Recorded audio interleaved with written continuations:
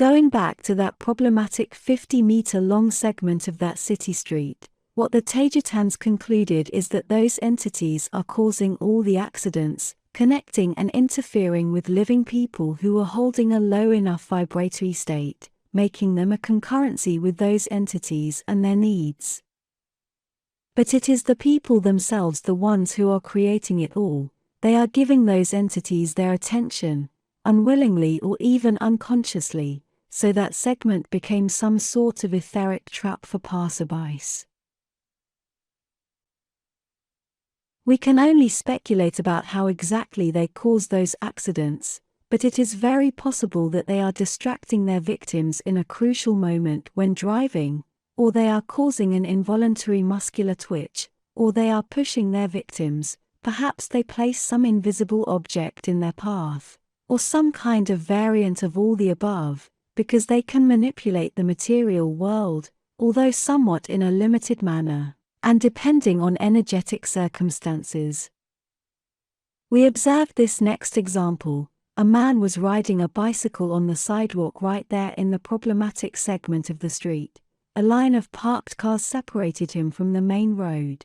He then sees an opening between the parked cars and decides to use it to ride off the sidewalk into the main road. A taxicab approached in the same direction, invisible to the cyclist because of the line of parked cars.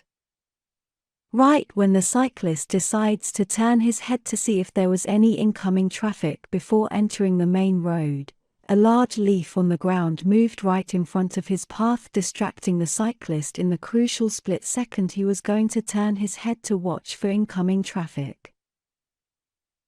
As the bicycle continued to move, he now descended into the main road without looking for traffic first and right into the path of the taxi cab, who had to slam his brakes, leaving 6 feet of tire marks on the ground. The cyclist was only a few inches and a split second away from being run over. As you can observe, those entities don't need much energy to cause an accident. All they needed was enough to move a single leaf on the ground at the precise and exact moment to cause a distraction. But why was it there in that exact spot? The Taygetans with the drone continued to explore the area, reading the entire frequency map. They soon found another strong frequency fall, or dip right in the house that is exactly at the center of that 50-meter segment. Inside the house and including all its area, that frequency dip or fall flows or moves out of the front of that house, feeding the portal, lowering the frequency of the entire segment of the street. It was discovered that the house is inhabited by a very numerous problematic family that holds extremely matrixed values. And as reported by the neighbors, those people hold a lot of feelings of envy and ill wishes against them all, and they all have had constant problems and disagreements with them, especially with the mother and her youngest son, a bully. They also hold a very strong superiority complex based on their militancy in a local church, as reported. And who knows what else goes on inside that house? Observing the energetic dynamic of the entire area, and analyzing all the scientific data, the Taygetans concluded that the portal is being fed and kept open by the low frequency being generated by that particular family.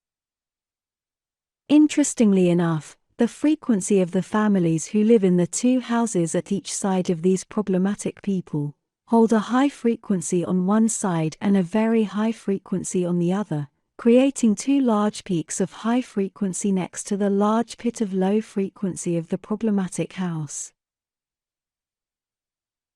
The limits of the low frequency area of the negative house are those of their physical house itself, meaning that the walls that separate them from the adjacent high-frequency homes would be the limits of their influence.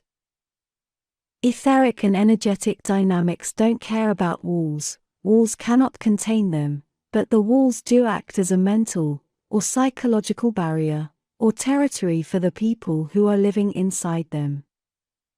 The idea in the minds of the people living there is what that defines the limits of the area regarded as theirs, and the frequency inside that area as well. The frequency of a house is the frequency of its inhabitants. And its limits are the limits of the beliefs of those inhabitants as well. The basic theory about how this portal came to be is that the people inside that low-frequency house bleed off their low frequency towards the street in front of them, because there is where they focus a lot of their attention, in front of their house, their connection to the outside world. And from there on, the entities use that low-frequency spot in the street for their feeding purposes, as any other opportunistic beings would do.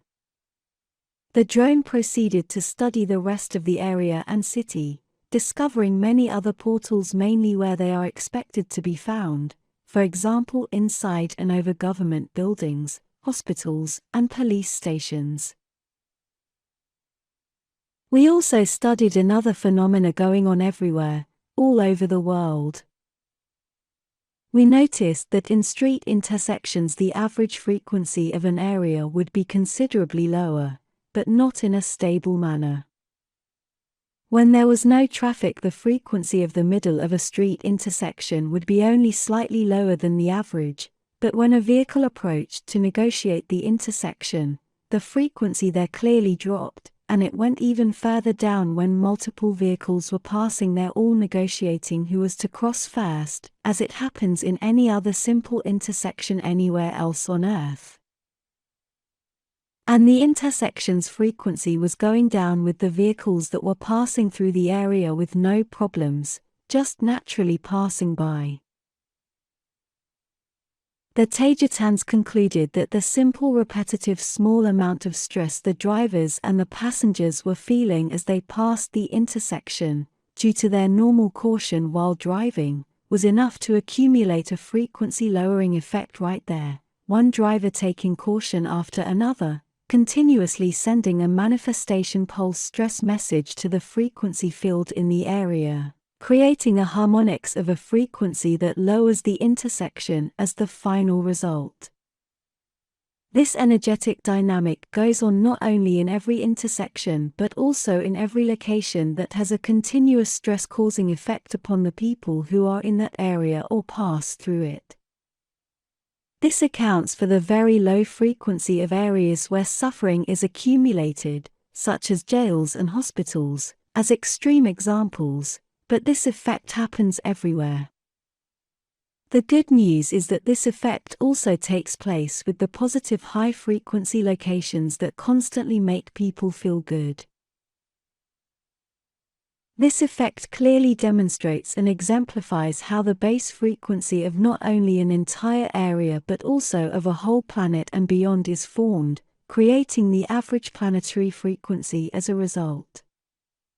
But even inside the planet, inside a low-frequency area, we can find high-frequency bubbles, created by their inhabitants, little oases of joy where a personal world is evolving.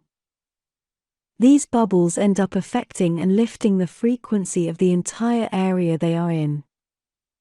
And even more so when the people who are creating them are strong and true to their high-frequency beliefs, and are true to themselves, not letting the outside world affect them. The same way someone can be a frequency match to evil entities, a person can develop a high-frequency bubble that not only protects him against evil beings and bad events, but make him a match to nicer people, good events, and ultimately to light beings and spirit guides. Astral beings can create events as an accident using subtle methods, such as moving a leaf in the exact right moment, enough to distract a person in the precise split second his attention was needed to avoid a hideous accident. So always watch your frequency and your thoughts, they end up dictating your day, and in the end will dictate your fate. I know bad things happen to everyone, and it is impossible to always have a good day. It is not about being able to avoid all bad things, because they will happen regardless of what we do. What is important is how you let them affect you. You will be thrown to the ground many times during your life, but what matters is what you do to get up again. There is nothing more powerful than a person who has fallen and reached rock bottom in his or her life, and is now in the process of rebuilding himself or herself. Be resilient. No one can touch you if you are astral nor physical. You have control over your frequency and of your destiny. Be wise. Be cautious. And overall be happy.